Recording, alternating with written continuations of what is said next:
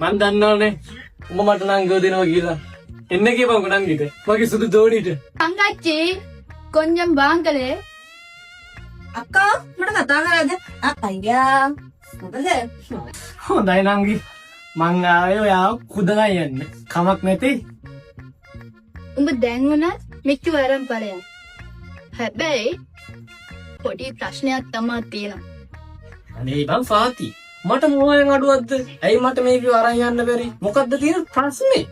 යා මාත් ආසයි අයියත් එක්ක යන්න. ඒ පොඩි ප්‍රශ්නයක් තමයි තියෙනවා. දැන් මට කියාපාන්න උඹලට තියෙන ප්‍රශ්නේ මොකද්ද කියලා? ප්‍රශ්නේ තමයි විතර තමා කපන්නේ මලයා. ඔව් අයියා මිද්දලා තමයි කපන්න වෙන්නේ. විදිමු. කනනේ කන විදිමු. මේ දැන් විදිමු. ඒ පොඩ්ඩක් එතකොට කපන්නේ මොකටද කන? ඒක කන නෙමෙයි. ඒක කොන. මේ නෑ මම පස්සේ එන්නම් මේ පස්සේ කතා කරමු යන්න මං යන්න. සුදමල්ලි ඔයා කොහෙන්ද? ඔය අපේ පවුලට එකතු වෙන්න නේ ඉන්නේ. මම යන් කාමරේට. වාති කොයි එකෙන්ද? යන්න.